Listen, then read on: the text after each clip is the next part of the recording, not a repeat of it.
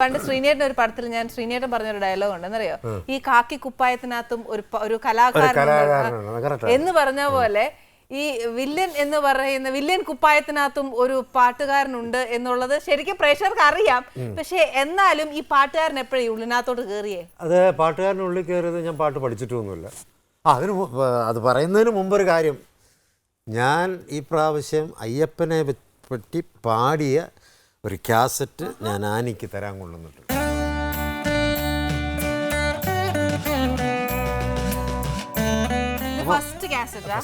അപ്പോൾ അതെന്താണെന്ന് വെച്ചാൽ ഞാൻ പാട്ടൊന്നും പഠിച്ചിട്ടില്ല. പക്ഷേ ഞാൻ പണ്ട് മുതലേ കോളേജിൽ പഠിക്കുന്ന കാലത്ത് മുതൽ ഈ പാട്ടുകൾ, പ്രത്യേകിച്ച് ദാസൻ്റെ പാട്ടുകൾ കേട്ട് കഴിഞ്ഞാൽ അത് അന്ന് ഈ മറ്റേ ടേപ്പാണല്ലോ കറക്കി എടുക്കുന്നത്. അപ്പോൾ അത് സി ഡി ഒന്നും ഇല്ലാത്ത കാലമല്ല. അപ്പോൾ അതിങ്ങനെ ഇട്ട് കേട്ട് കേട്ട് കേട്ട് ഇഷ്ടപ്പെട്ട പാട്ടാണെങ്കിൽ അത് പഠിച്ചിരിക്കും. അങ്ങനെ പാട്ടിലേക്ക് ഞാൻ വന്നതാണ്. ചേട്ടാ, ഞാനൊരു കാര്യം പറയാം. അന്നേ ചോദിക്കണമെന്നൊക്കെ വിചാരിച്ചിട്ടുണ്ട്, പക്ഷെ അത്രയും എനിക്കത് ചോദിക്കാൻ തോന്നിയില്ല. പക്ഷെ ഇപ്പം ചോദിക്കാൻ പോവാ. ഭീമൻ രഘു എന്ന് പറയുന്നത്, ഈ ഭീമൻ എന്ന് പറയുന്ന ആ ഒരു പേര് ചേട്ടൻ്റെ കൂടെ കൂടിയത് എപ്പോഴാണ്? അത് എൻ്റെ ഫസ്റ്റ് മൂവിയാണ്. അതായത് അതൊരു ഹിസ്റ്റോറിക്കൽ ഇമ്പോർട്ടൻ്റ് ഉള്ള ഭീമൻ അല്ല, ഒരു വില്ലേജ് സബ്ജക്റ്റാണ് അതിനകത്ത്. അപ്പോൾ ഒരു റെസ്ലറുടെ സബ്ജക്റ്റാണ്. അപ്പോൾ അതിനകത്ത് അവർ ടൈറ്റിൽ ഈ സബ്ജക്റ്റ് ആക്ച്വലി ചെയ്യാൻ വെച്ചിരുന്നത് ജയനായിരുന്നു, മരിച്ച ജയനായിരുന്നു. അപ്പോൾ ജയന് വേണ്ടി വെച്ച ആ ഒരു സബ്ജക്റ്റ് ചെയ്യാൻ പറ്റിയില്ല. അപ്പോൾ അതിൻ്റെ ആരിഫ എൻ്റർപ്രൈസിൽ ആരിഫ ഹസനാണ് അതിൻ്റെ പ്രൊഡ്യൂസർ. ജോഷേട്ടനൊക്കെ എന്നെ സഹായിച്ചിട്ടുണ്ട്. പക്ഷേ ഡയറക്ടർ പേര് വന്നത് ആരിഫ ഹസൻ തന്നെയാണ്. അപ്പോൾ ആ സമയത്താണ് ജയൻ മരിക്കുന്നതും ജയൻ്റെ ഡെഡ് ബോഡി ട്രിവാൻഡ്രം എയർപോർട്ടിൽ കൊണ്ടുവരുന്നതും എന്നെ അവിടെ വെച്ച് ഇവർ കാണാനുള്ള യൂണിഫോമിൽ കാണാനുള്ളതും. അങ്ങനെ അവർ ഞാനുമായിട്ട് കോൺടാക്ട് ചെയ്ത് ഇങ്ങനെ സിനിമയിൽ അഭിനയിക്കാൻ താല്പര്യമുണ്ടോ എന്ന് ചോദിച്ചു. അങ്ങനെ ഞാൻ പറഞ്ഞു എനിക്ക് താല്പര്യക്കുറവായിട്ടൊന്നുമില്ല, പക്ഷേ എന്നെ മതിയാകുമോ നിങ്ങൾക്ക് സിനിമയിൽ എന്ന് ചോദിച്ചു. കാരണം ഞാൻ കോളേജിലൊക്കെ വെച്ചിട്ട് നാടകം എന്നൊക്കെ പറഞ്ഞ്, ആ നാടകം എന്ന് പറയുന്നത് അതിലും വലിയ രസമാണ്. കോളേജിലൊക്കെ പഠിച്ചിട്ടിരുന്ന കാലത്ത് ബാലേന്ദ്രമേനോൻ മറ്റേ നാനയുടെ ഇതായിട്ടിരുന്നൊരു കാലഘട്ടമുണ്ട്. ആ സമയത്ത് യൂണിവേഴ്സിറ്റി ഹോസ്റ്റലിൽ താമസിക്കുന്ന സമയത്ത് മാസ്റ്റർ രഘുവിനെ ഇൻ്റർവ്യൂ ചെയ്തിട്ട് ബാലേന്ദ്രമേനോൻ ഞാൻ താമസിക്കുന്ന മുറി വന്നിട്ട് ഒരു ബഹളമൊക്കെ ഉണ്ട്, തലയിലെ കെട്ടുമൊക്കെ കെട്ടി മാസ്റ്റർ രഘു എന്നൊക്കെ പറഞ്ഞേ. അപ്പോൾ ആ ഒരു ടൈം അത് കഴിഞ്ഞിട്ട് അപ്പം നാടകത്തിൻ്റെ കാര്യങ്ങളും ചുമ്മാ ഓരോ കാര്യങ്ങളൊക്കെ ഇങ്ങനെ ബാലേന്ദ്രമേൻ്റെ സ്റ്റൈലിലൊക്കെ ഇങ്ങനെ പറയും. അതൊക്കെ കേട്ട് ഞങ്ങൾ പിന്നെ ബാലേന്ദ്രമേൻ്റെ ഒരു ആരാധന ആയിട്ട് കുറേ നാൾ നടന്നിരുന്നു. അപ്പോൾ അദ്ദേഹത്തിൻ്റെ ഒരു സ്റ്റൈലൊക്കെ ഉണ്ട്.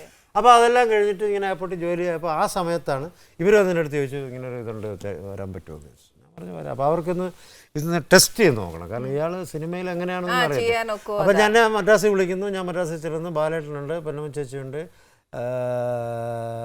പപ്പോട്ടനുണ്ട്, മറ്റേ പൊക്കം കുറഞ്ഞൊരു ഉള്ള പേര് അതിനകത്തെ ഹീറോയിനാണ് റാണി പൽപ്പിൻ. അപ്പോൾ അവരെല്ലാവരും കൂടെ വന്നിട്ട് എന്നെ പിടിച്ച് ഇങ്ങനെ മേക്കപ്പ് ചെയ്ത് അവിടെ കൊണ്ട് ഇരുത്തിയിരിക്കുകയാണ്. പൊന്നമ്മ ചേച്ചിയുടെ മകൻ എന്നത് പറയണം എന്നത് പറയണം എന്നൊക്കെ പറഞ്ഞു. എനിക്ക് എന്നെ കഴിവിനുള്ളതൊക്കെ ഞാൻ പറഞ്ഞു. അത്ര എനിക്ക് പറയാൻ ചിലതൊക്കെ എനിക്ക് മിഴുങ്ങിപ്പോണ്ടി വന്നു. പക്ഷെ അതെല്ലാം പറഞ്ഞതെല്ലാം കഴിഞ്ഞിട്ട് ഞാൻ തിരിച്ചു പോന്നു. ഒരാഴ്ച കഴിഞ്ഞപ്പോൾ ഇതെല്ലാം കൂടെ ഒരു ഫിലിമിലാക്കി നേരെ തിരുവനന്തപുരത്ത് വന്ന് അവിടെ തിയേറ്ററിൽ ഡിസ്ട്രിബ്യൂട്ടർ ഒരു തിയേറ്ററാണ്, ചിത്ര തിയേറ്റർ. അവിടെ ഇട്ട് ഇത് എന്നെ കാണുമ്പോഴാണ് ഞാനിങ്ങനെ കാണുന്നത് ഫിലിം, ഇതാണ് സിനിമ, ഞാനാണിത്. അപ്പോൾ ആ മാസം തന്നെ ഒരു ഷൂട്ടിംഗ് ഫിക്സ് ചെയ്തു. അതാണ് ഭീമൻ. അതായത് അതിൻ്റെ ഒരു സംഭവം. അപ്പോൾ അത് ആദ്യം എടുത്ത ട്രയൽ പോലെ? ട്രയൽ ചുമ്മാ ഒന്ന് എടുത്തെന്നുള്ളൂ. പിന്നെ പടം തുടങ്ങുമായിരുന്നു. Okay okay. അങ്ങനെ തുടങ്ങിയേച്ച് പിന്നെ ഫിലിം ഷൂട്ട്. ഓക്കെ. രഘുവേട്ടന് ശരിക്കും ജെയിൻ സാറുമായിട്ട് ഭയങ്കര റിസംബ്ലൻസ് ഉണ്ട്. റിസംബ്ലൻസ് ഉണ്ടെന്ന് എനിക്ക് തന്നെ ഞാൻ പറഞ്ഞില്ല, നേരത്തെ ടെസ്റ്റ് ഡോസ് എടുത്ത് കണ്ടപ്പോൾ എനിക്ക് തന്നെ അതിശയമായി. അതെങ്ങനെ അത് വന്നു എന്നുള്ളത് എനിക്ക് തന്നെ അറിയില്ല. പക്ഷേ ഒരു കാര്യം സത്യം എന്താണെന്ന് വെച്ചാൽ ഞാൻ പോലീസ് ഡിപ്പാർട്ട്മെൻറ്റിലായിരുന്നു, ജെ എൻ നേവിയിലായിരുന്നു. അപ്പോൾ ഈ ട്രെയിനിങ് എന്ന് പറയുന്നത് രണ്ടുപേർക്കും ഒരേ ടൈപ്പ് ഓഫ് ട്രെയിനിങ് ആണ്. 1.5 വർഷം 2 വർഷം. രാവിലെ എഴുന്നേൽക്കുക, ഓടുക, ചാടുക, ഉച്ച, അത് കഴിഞ്ഞ് അതിന് മറ്റുള്ള ജോലികൾ, അത് കഴിഞ്ഞിട്ട് പരേഡുകൾ. അപ്പോൾ ഇത് ഏകദേശം മിലിറ്ററിയും പോലീസിൻ്റെയും ട്രെയിനിങ്ങുകളെല്ലാം ഒരുപോലെ ആയതുകൊണ്ട് ഇതുവരെല്ലാം വെളിയിൽ ഇറങ്ങിക്കഴിയുമ്പോൾ മിലിറ്ററി അല്ലേ, ഇവളുടെ അച്ഛൻ മിലിറ്ററിയിലെ വലിയൊരു ഓഫീസറായിരുന്നു. അപ്പോൾ ആ മിലിറ്ററിയും പോലീസും ആയിട്ടുള്ള ആൾക്കാരെ കണ്ടാൽ അറിയാം അവരുടെ വാക്കിങ്ങും ഇവരുടെ സ്റ്റൈലും ഇവരുടെ ടോക്കും ഇവരുടെ ലുക്കും ഇതെല്ലാം ഒരു മിക്കവാറുള്ള എല്ലാം ഏകദേശം പെട്ടെന്ന് മനസ്സിലാക്കാൻ പറ്റും. പേഴ്സണാലിറ്റീസ് പെട്ടെന്ന് മനസ്സിലാക്കാൻ പറ്റും. കാരണം അങ്ങനെയാണ് ഇവരെ വാർത്തെടുത്തത്. എനിക്ക് തോന്നുന്നു അതുകൊണ്ടായിരിക്കും ജയൻ അങ്ങനെ വന്നതും ഞാനിപ്പുറത്ത് ഇങ്ങനെ വന്നതും ഇതിനുള്ളൊരു സിമിലാരിറ്റീസ് ഉണ്ടാകാനുള്ള കാരണങ്ങളും ഒക്കെ അതായിരുന്നു. ജയൻ നമ്മൾ പിന്നെ എവിടെയായിരുന്നു ജയനെ പറ്റി ഇതല്ലായിരുന്നു, ഇവർ നേരത്തെ ഇരുന്ന വിശാഖപട്ടണം അല്ലേ?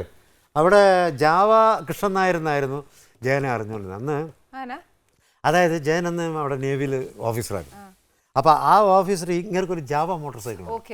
അപ്പോൾ എല്ലാവരുടെയും പെറ്റായിരുന്നു ജാവ കൃഷ്ണൻ നായർ വരുന്നു എന്ന് പറഞ്ഞാൽ ഭയങ്കര പെറ്റാണ്. അപ്പോൾ അതിൻ്റെ കാരണം എന്ന് വെച്ചാൽ well neat dress before coming to the industry. അതിനു മുമ്പും അദ്ദേഹം വെൽ നീറ്റ് ഡ്രസ്സാണ്. ചുമ്മാ പോവില്ല, ഷർട്ടൊക്കെ ഇൻ ചെയ്ത് നല്ല സ്റ്റൈലായി. Very good personality. ആ നേവിയിലുള്ള അതായത് മിലിറ്ററിയുള്ള ഓഫീസേഴ്സ് എന്ന് പറഞ്ഞാൽ ജയനെ കാണുമ്പോൾ തന്നെ മിലിറ്ററി എന്ന് പറയും. അങ്ങനെ ശരിക്കും കോലിളക്കം എന്ന് പറഞ്ഞ സിനിമയിലല്ലേ നമുക്ക് അദ്ദേഹത്തെ സെക്കൻഡ് പാർട്ട് ചേട്ടൻ എടുക്കുന്നത്. ഞാൻ അങ്ങനെ ഒരു ഐഡിയ ആയിട്ട് ഒരു പ്രൊഡ്യൂസറിൻ്റെ അടുത്തൊക്കെ വന്നു. ഞാൻ എൻ്റെ കാര്യങ്ങളൊക്കെ സംസാരിച്ച് അതിൻ്റെ ഒരു ഫൈനൽ ഡിസിഷനിലേക്ക് വന്നപ്പോൾ പ്രൊഡ്യൂസർ മുങ്ങി. അല്ല ശരിക്കും ചേട്ടൻ അതൊരു സെക്കൻഡ് പാർട്ട് എടുക്കണം എന്ന് തോന്നിയതിൻ്റെ കാരണം എല്ലാവരും ജയൻ മരിച്ചു അല്ലേ, അതെല്ലാം ജനങ്ങളുടെ മനസ്സിലിരിക്കുന്നു. ഹൗ ഇറ്റ് ഹാപ്പൻഡ് എന്നുള്ളത് നമ്മൾ ക്ലൈമാക്സിൽ കാണിക്കുന്നുണ്ട്. പക്ഷെ അദ്ദേഹം മരിച്ചിട്ടില്ല എന്നുള്ളതും അദ്ദേഹം തിരിച്ചൊരു വരവുണ്ട്. ഒറിജിനൽ ജയനെ ഞാൻ കൊണ്ടുവരികയാണ്, മരിച്ച ജയനെ ഞാൻ കൊണ്ടുവരും. മനസ്സിലായാലും അതൊരു പാട്ടോടുകൂടി വരും. ഏത് പാട്ടാണ് വേറൊരു പടത്തിലെ അത് ഞാൻ മോളെ അതിൻ്റെ പാട്ട് വരെ അവിടെ നിന്ന് വാങ്ങിച്ചു.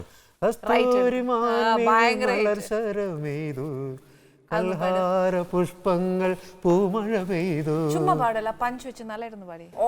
കസ്തൂരി മാൻമിഴി മലർ സരമെയ്തു കൽഹാര പുഷ്പങ്ങൾ പൂമഴ പെയ്തു സ്വപ്നങ്ങൾ ഉണരും ഉന്മാദലഹരിയിൽ സ്വർഗീയ സ്വരമാധുരി